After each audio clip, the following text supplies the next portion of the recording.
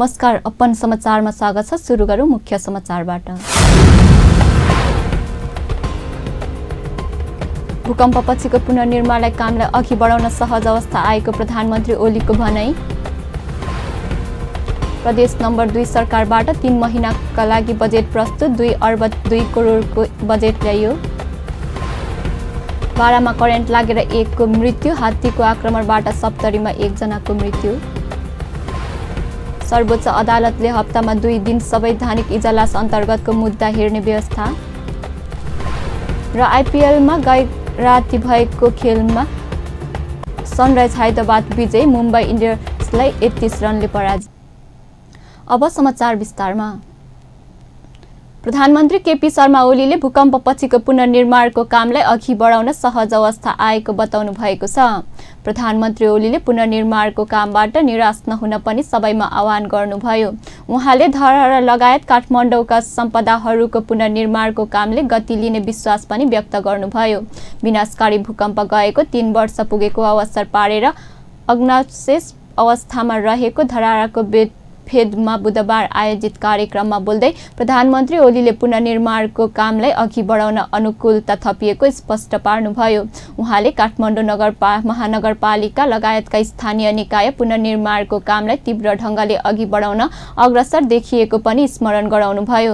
प्रधानमन्त्री ओलीले अघिल्लो पटक आफू प्रधानमन्त्री हुँदा सुरुवात गरेकोमै बनाउँछु मेरो धरहरा भन्ने अभियानलाई पुनः बित्याएर धरहरा लगायतका सम्पदाहरूको पुनर्निर्माणको कामलाई तीव्रता दिने प्रतिबद्धता पनि व्यक्त गर्नुभयो। कामलाई अघि बढाउन अब अनुकूल वातावरण बन्न गएको प्रधानमन्त्री ओलीको भनाइ छ। समृद्ध नेपाल त्यो हामी बनाउँछौँ। सकिन्छ भन्ने तपाईहरुले यहाँ देखाउनु भएको छ। यस्तै एउटाले एक ठाउँ, अर्कोले अर्को ठाउँ, अर्कोले अर्को ठाउँ गरिकन हामीले गर्दै गयौँ भने सबै ठाउँ यस्तो हुन सक्छ नि। सबै ठाउँ सफा हुन सक्छ। यस अभियानमा हामी लागौँ। म सबै दाजुभाइ दिदीबहिनीहरूलाई आग्रह गर्न चाहन्छु, अहिलेको सरकार देश बनाउने संकल्पमा कृत संकल्पित छ। देश बनाउने, अरू यसको कुनै अरू उद्देश्य छैन। भ्रम अलिकति फिजाउन खोज्लान् मान्छेहरूले। भ्रममा पर्ने कुनै जरुरी छैन। हामीलाई भ्रष्टाचार गर्नु छैन, भ्रष्टाचार गर्न दिनु छैन। हामी भ्रष्टाचार गर्न दिँदैनौँ। हामी सुशासन, कानुनको राज, पारदर्शिता त्यसमा चलाउँछौँ। विकास निर्माणका निम्ति योजना बनाउँछौँ। बेथिति होइन, थितिमा चल्नुपर्छ मुलुक। थितितिर लान्छौँ। थिति मान्दैन कसैले भन्छ भने मैले भन्नुपर्छ, अहिलेको सरकार बेथितिका अगाडि नेउरिँदैन। थितिमा ल्याएर छोड्छ, थिति कायम गर्छ। समाज थितिमा चल्छ। कसैले जिद्दी गर्ला, कसैले अहङ्कार गर्ला, कसैले दम्भ देखाउला। थिति मान्दैन, यो गर्छु त्यो गर्छु भनेर। तर जहिले पनि एउटै कुरा, उहिले हामीले तानाशाहीका विरुद्ध लड्नु थियो, जनतालाई अधिकार सम्पन्न बनाउनु थियो, त्यसकारण आन्दोलन गर्नु पर्यो। तिमीहरूले पनि आन्दोलन गरेका थियौ, किन नगर्ने? सडक चल्न दिन्न, मलाई मन परेन भनेर बाटोमा निस्किने, सडक जाम गरिदिइहाल्ने। किन गर्ने भन्दा उहिले तिमीहरूले गरेका थियौ। उहिले त तानाशाही ढाल्नका लागि हामीले गर्न परेको थियो आन्दोलन।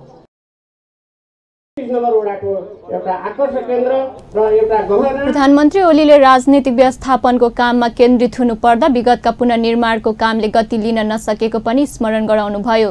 कार्यक्रममा बोल्दै काठमाडौँ महानगरपालिकाका मेयर विन्द्या सुन्दर साक्यले पुनर्निर्माणको कामलाई तीव्रता दिने प्रतिबद्धता व्यक्त गर्नुभएको थियो। उहाँले मै बनाउँछु मेरो धरहरा भन्ने अभियानलाई अघि बढाउन काठमाडौँवासी तत्पर रहेको पनि उल्लेख गर्नुभयो। आन्दोलनलाई, कम्युनिस्ट आन्दोलनलाई नयाँ उचाइमा छौं। यसको सौन्दर्यको सबभन्दा बढी लाभ लिन हामी नै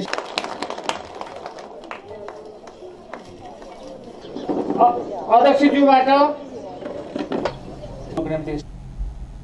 मेयर साक्यले काठमाडौँ महानगरपालिकाले जनताको सहयोगमै काठमाडौँ महानगरपालिका भित्रका सम्पदाहरूको पुनर्निर्माणको कामलाई अघि बढाएको पनि बताउनुभयो।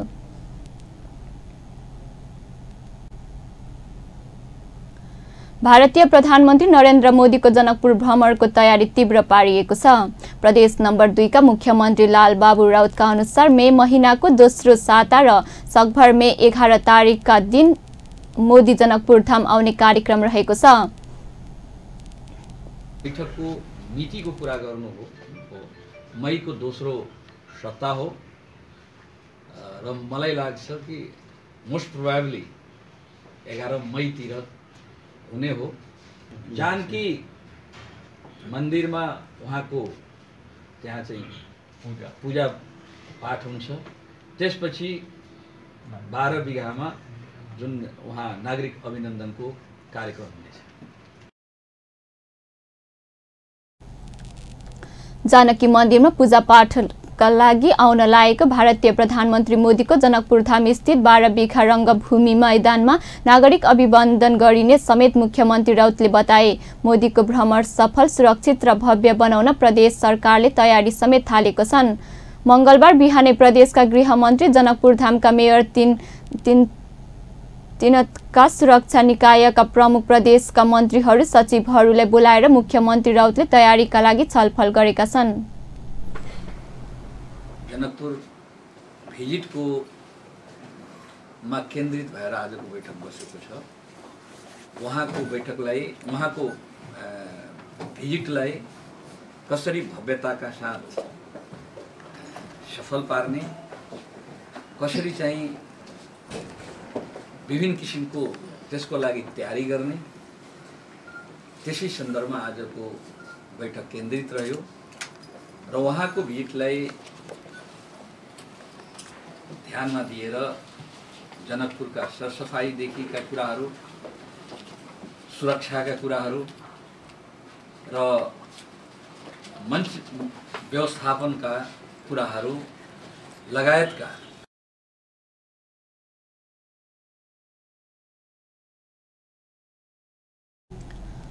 भारतीय प्रधानमन्त्री मोदी हेलिकप्टरबाट जनकपुर आउने र 3वटा हेलिकप्टर 12 बिघा मैदानमा अवतरण गरिनेछ। त्यसपछि सिधै पूजापाठका लागि जानकी मन्दिर जाने र पुनः 12 बिघा फर्किएर नागरिक अभिनन्दन ग्रहण गरेपछि मोदी काठमाडौँ फर्किने कार्यक्रम छ। स्रोतका अनुसार नगर अभिभावकका हैसियतले जनकपुर धामका मेयर लाल किशोर शाहले मोदीलाई नागरिक अभिनन्दन गर्नेछन्। प्रदेश नम्बर 2 को सरकारले चालू आर्थिक वर्षको 3 महिनाका लागि 1 अर्ब 2 करोड 5 लाख रुपैयाँको बजेट ल्याएको छ।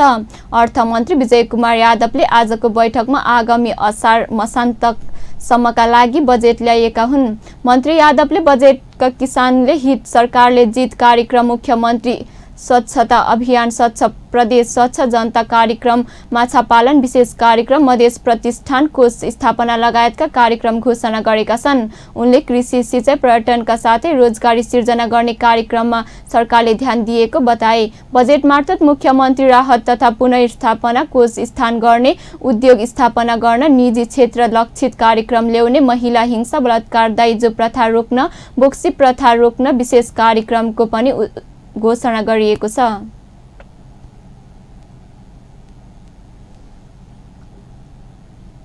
प्रदेश नम्बर 2 को मुख्यमन्त्री बालिकाको अभिभावकत्व ग्रहण गर्नुभएको छ। मुख्यमन्त्री लालबाबु राउतले आज एक बालिकाको अभिभावकत्व ग्रहण गर्नुभएको छ। बेटी पढाऊ बेटी बचाऊ अभियान अन्तर्गत मिथिला आधारभूत विद्यालय कचुरीले आयोजना गरेको विशेष कार्यक्रममा मुख्यमन्त्री राउतले मिथिला बिहारी नगरपालिका वडा नम्बर 8 की लक्ष्मीनिया कुमारी दासको अभिभावकत्व ग्रहण गर्नुभएको हो। वडा अध्यक्ष जीवत यादवले अध्यक्षतामा सम्पन्न उक्त कार्यक्रममा मुख्यमन्त्री राउतका अतिरिक्त प्रदेश सरकारका आन्तरिक मामिला तथा कानुनी मन्त्री ज्ञानेन्द्र कुमार यादवले, श्रवण कुमार मल्लिक, मिथिला बिहारी नगरपालिकाका मेयर अनिल कुमार यादवले, प्रीति कुमारी महरा र उपमेयर अनिता शाहले अम्बिका मल्लिकको अभिव्यक्ति ग्रहण गर्नुभएको हो। कार्यक्रमलाई सम्बोधन गर्दै मुख्यमन्त्री राउतले प्रदेश सरकारले छोरीहरूको शिक्षाका लागि ल्याएको विशेष योजना बेटी पढाऊ बेटी बचाऊ अभियानलाई सहयोग गर्न सबै पक्षसँग अपील गर्नुभएको हो। उहाँले छोरीलाई शिक्षित बनाएर एकजना मात्र शिक्षित हुने तर छोरीलाई शिक्षित बनाएर पुरै परिवार शिक्षित हुने भएकाले छोरी शिक्षालाई विशेष प्राथमिकतामा प्रदेश सरकारले राखेको उल्लेख गर्नुभयो। उहाँले अशिक्षाकै कारण समाजमा हिंसा लगायतका कृत्यहरूका व्याप्त रहेकाले त्यसलाई अन्त्य गर्न समेत शिक्षामा जोड दिनुपर्ने बताउनुभयो। मुख्यमन्त्री राउतले दलित बालबालिकाहरूका लागि सरकारले शिक्षा बीमा योजना, दिवा खाजा योजना सहित गृह कार्य गरिरहेको समेत बताउनुभयो। कार्यक्रममा आन्तरिक मामिला तथा कानुन मन्त्री ज्ञानेन्द्र यादवले शिक्षा नै विकासको मुख्य आधार रहेकाले त्यसका लागि प्रदेश सरकार विशेष पहल गरिरहेको बताउनुभयो। उहाँले बालबालिकालाई शिक्षित बनाउने काममा अभिभावक, विद्यालय र समाजलाई समेत उत्तिकै जिम्मेवार हुनुपर्ने बताउनुभयो। कार्यक्रममा मिथिला बिहारी नगरपालिकाको मेयर अनिल कुमार यादवले बालबालिकाहरूको लागि नगरपालिकाले समेत विशेष प्याकेज ल्याएको बताउनुभयो। उहाँले छोरी जन्मेको 35 दिनभित्र जन्म दर्ता गराउने अभिभावकलाई प्रोत्साहन स्वरूप 3000 रुपैयाँ प्रदान गरिनुका साथै विद्यालय जाने प्रत्येक बालबालिकालाई साइकल उपलब्ध गराउने घोषणा समेत गर्नुभयो। उहाँले प्रदेश सरकारले घोषणा गरेको बेटी पढाऊ बेटी बचाऊ अभियानलाई सफल बनाउन काँधमा काँध मिलाएर अघि बढ्ने प्रतिबद्धता समेत व्यक्त गर्नुभयो। अब समाचारमा विश्रामपछि बारामा करेन्ट लागेर 1 जनाको मृत्यु, हात्तीको आक्रमणबाट सप्तरीमा 1 जनाको मृत्यु। सर्वोच्च अदालतले हप्तामा 2 दिन संवैधानिक इजलास अन्तर्गतको मुद्दा हेर्ने व्यवस्था र आइपिएलमा गैर राति भएको खेलमा सनराइज हैदराबाद विजयी, मुम्बई इन्डियन्सलाई 31 रनले पराजित। विश्रामपछि समाचारमा स्वागत छ। अब बाँकी समाचार। बारामा करेन्ट लागेर 1 युवाको मृत्यु भएको छ। करेन्ट लागेर बारामा 1 युवाको मृत्यु भएको छ। जितपुर सिमरा उपमहानगरपालिका 8 बस्ने 28 वर्षीय रामनाथ राईभर सिमरा उपनगरपालिका 10 स्थित भगवती स्टल प्रालीमा वायरिङको काम गर्ने क्रममा मङ्गलबार करेन्ट लागेर मृत्यु भएको थियो।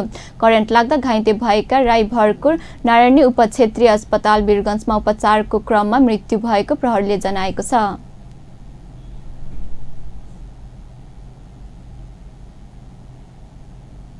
सप्तरीमा जंगली हात्तीको आक्रमणबाट सप्तरीमा थप 1 जनाको मृत्यु भएको छ। आज बिहान कोशी टापु वन्यजन्तु आरक्षण क्षेत्रबाट आएको जंगली हात्तीको आक्रमणबाट सप्तरीको कञ्चनरूप नगरपालिका 11 भुवनपट्टीको 40 वर्षीय दुर्गी देवी यादवको ज्यान गएको हो।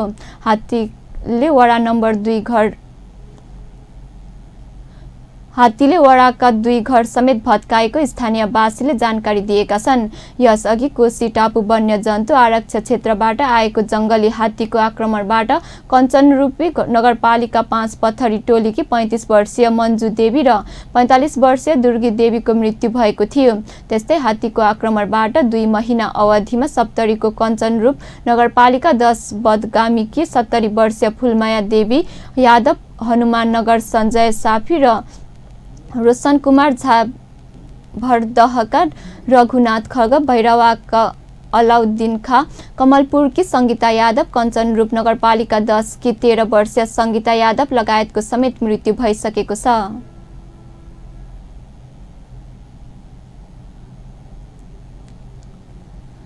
सरकारले राष्ट्रिय योजना आयोगको उपाध्यक्षमा प्राध्यापक डाक्टर पुष्प करेललाई नियुक्त गरेको छ।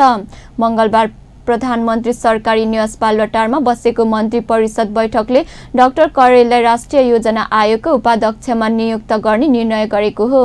त्यसैगरी योजना आयोगको सदस्यहरूमा डाक्टर कृष्ण प्रसाद ओली, प्राध्यापक उषा झा, दिलबहादुर गुरुङ, इन्जिनियर सुशील भट्ट, मीन बहादुर शाही र रामकुमार फुयाललाई नियुक्त गरिएको सरकारका प्रवक्ता एवं सञ्चार तथा सूचना प्रविधि राज्य मन्त्री गोकुल बास्कोटाले जानकारी दिनुभयो। सुरक्षा ऐन 2046 लाई संशोधन गर्न बनेको विधेयक संघीय संसदमा पेश गर्न स्वीकृति दिने निर्णय भएको छ। त्यसैगरी सार्वजनिक हितको लागि आवश्यक सेवामा हडताल गर्न निषेध गर्ने सूचना राजपत्रमा प्रकाशित गर्ने निर्णय भएको छ र निजगढ अन्तर्राष्ट्रिय विमानस्थल निर्माणका लागि उच्च स्तरीय सहजीकरण समिति नागरिक संस्कृति पर्यटन तथा नागरिक मन्त्रीको संयोजकत्वमा हुन्छ, त्यो गठन भएको छ। त्यसैगरी योजना आयोगको उपाध्यक्षमा प्राध्यापक डाक्टर पुष्प कँडेल डाक्टर कृष्णप्रसाद ओली, प्राध्यापक उषा झा, दिलबहादुर गुरुङ, इन्जिनियर सुशील भट्ट, मीनबहादुर साई र रामकुमार फोयाललाई राष्ट्रिय योजना आयोगको उपाध्यक्ष र सदस्यहरूमा नियुक्त गर्ने निर्णय भएको छ।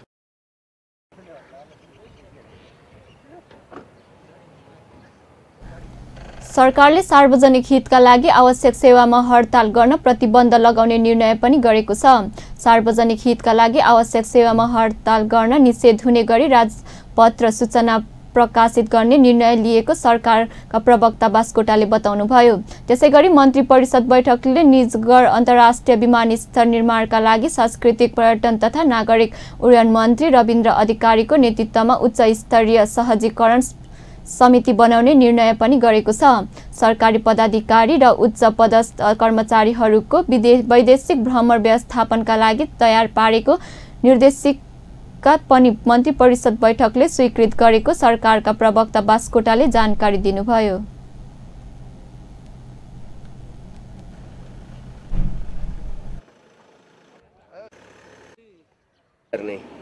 अध्यादेश जारीका लागि खास गरिकन यो बेपत्ता पारिएका व्यक्तिको छानबिन, सत्य निरूपण तथा मेलमिलाप आयोग सम्बन्धी, राष्ट्रिय सभा सदस्यको निर्वाचन गर्न बनेको अध्यादेश सम्बन्धी र राष्ट्रिय चिकित्सा ऐनसँग सम्बन्धित अध्यादेश जारी गर्न राष्ट्रपति समक्ष सिफारिस गर्ने निर्णय एउटा भएको छ। त्यसैगरी वैदेशिक भ्रमण सम्बन्धमा सरकारी पदाधिकारीहरूको र उच्च पदस्थ कर्मचारीहरू समेतको लागि वैदेशिक भ्रमण व्यवस्थापन निर्देशिका 2075 स्वीकृत गरिएको छ।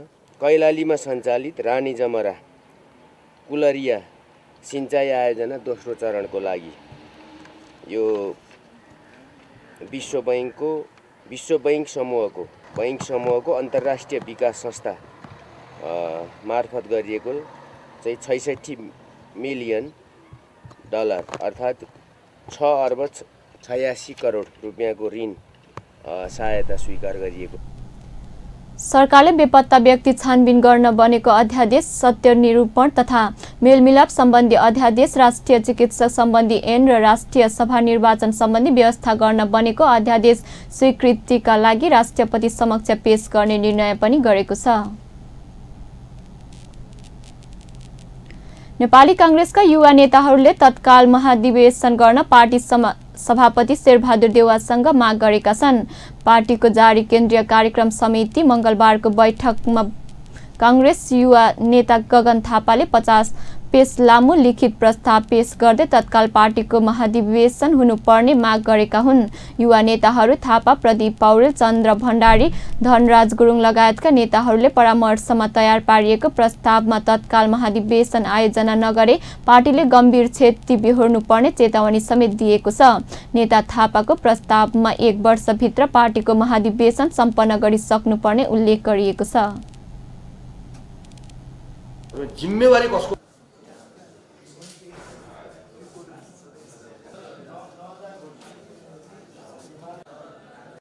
पार्टीको पराजयको विविध कारणहरू छ भनेर कारणहरूलाई हामीले खोज्ने प्रयास गर्यौँ। जिम्मेवारी कसको भन्ने कुरामा चाहिँ पराजयका कारण थुप्रै छन्, एउटा मात्र कारण होइन। पराजयको कारण पार्टी सभापति मात्र होइन, उहाँको एउटा दुईटा निर्णय मात्र होइन, त्यसरी हामीले विषयबाट भाग्नु हुँदैन, धेरै छन्। तर जिम्मा कसले लिने भन्ने कुरामा चाहिँ हामी एकदम प्रष्ट छौँ। पार्टीको लिडरसिप मैले लिन्छु भनेर 13औं महाधिवेशनमा पार्टी सभापति आइसके पछाडि उहाँको नेतृत्वमा नेपाली कांग्रेस हो। आज पार्टी जित्दै गर्दाखेरिको श्रेय कसले जितायो? शेरबहादुर देउवाले जिताउनु भन्ने हुन्थ्यो। निर्वाचन कसले गरायो भनेको छौँ हामीले? शेरबहादुर देउवाको नेतृत्वमा ऐतिहासिक निर्वाचन भयो भनेर भनेको छौँ। संविधान कसले बनायो भनेको छौँ? सुशील कोइरालाले बनाउनु नेतृत्वमा भनेको छ। जस्तै हारको जिम्मा कसले लिनु भन्दा पार्टी सभापतिले। नेपाली कांग्रेस पराजयको जिम्मा मेरो लिडरसिपमा कांग्रेसलाई मैले पहिलो पार्टी बनाउन सकिनँ, मैले यो जिम्मा मैले लिन्छु भनेर पार्टी सभापतिहरूले स्वीकार गर्नुपर्छ भन्ने कुरा रह्यो।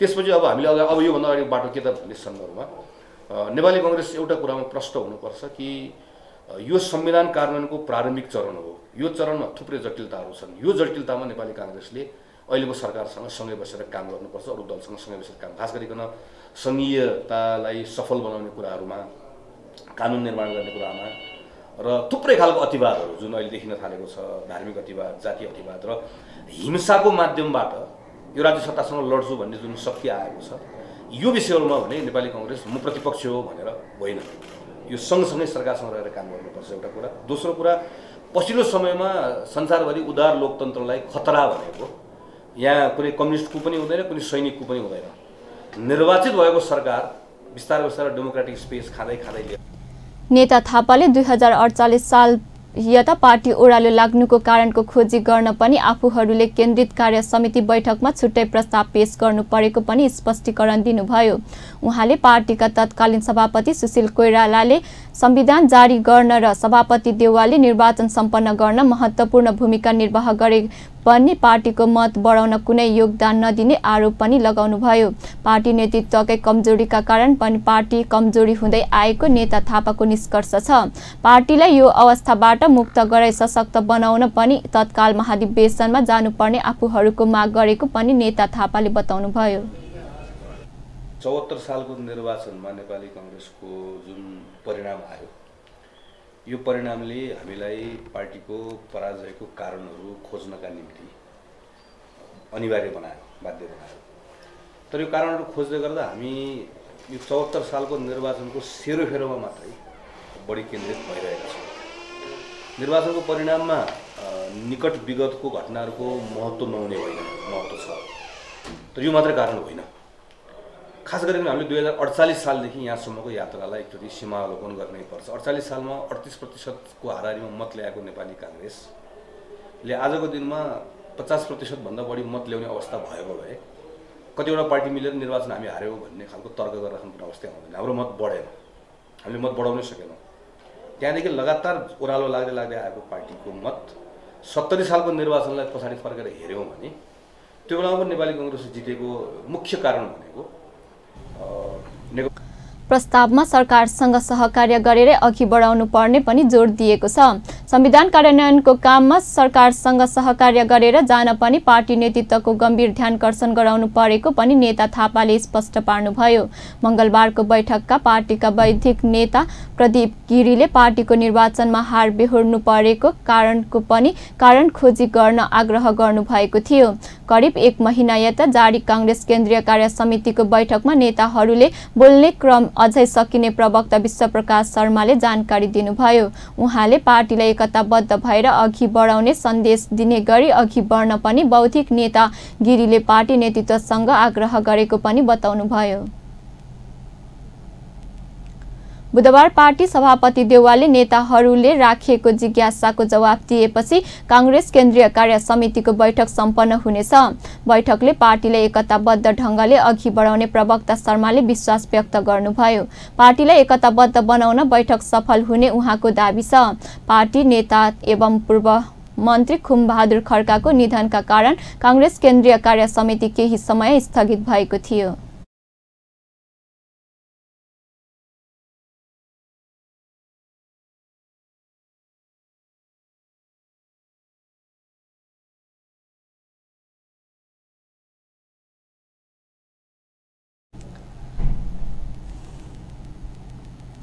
अब खेल समाचार।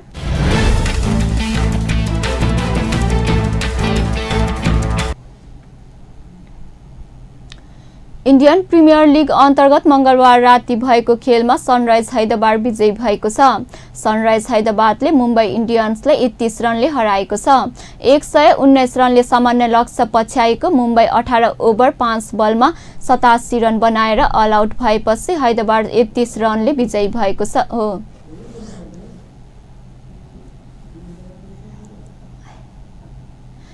119 रनले कमजोर लक्ष्य पछ्याएको मुम्बईलाई हैदराबादले 87 रनमा अल आउट गर्यो। मुम्बईका सूर्यकुमार यादवले 34 रन, हार्दिक पौड्यालले 24 रन बाहेक अन्य कुनै पनि खेलाडीहरूले दोहोरो अङ्कको स्कोर बनाउन सकेनन्। मुम्बईका लागि 87 रनमै अल आउट गर्न हैदराबादका सिद्धार्थ कौलले 3 तथा रसिद खान र बसिल थप्पीले 2-2 विकेट लिए। यसअघि टस हारेर ब्याटिङको निम्तो पाएको हैदराबादले 18.4 ओभरमा सबै विकेट गुमाउँदै 118 रन बनाएको थियो। उसका लागि केन विलियम्स र युसुफ पाठनले 29 रन बनाए भने मनिष पौडेलले 16 तथा मोहम्मद नबीनले 14 रन बनाए। बलिङतर्फ मुम्बईका मिचेल म्याकलेनाथनले हार्दिक पौड्याल र मयङ्क मखनले 2-2 विकेट लिए। जितसँगै हैदराबाद 8 अङ्क बनाउँदै तेस्रो स्थानमा उक्लिएको छ।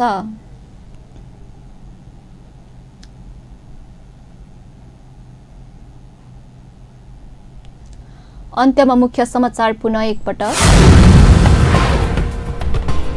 भूकम्पपछिको पुनर्निर्माणको कामलाई अघि बढाउन सहज अवस्था आएको प्रधानमन्त्री ओलीको भनाई। प्रदेश नम्बर 2 सरकारबाट 3 महिनाका लागि बजेट प्रस्तुत, 1 अर्ब 2 करोडको बजेट ल्याइयो।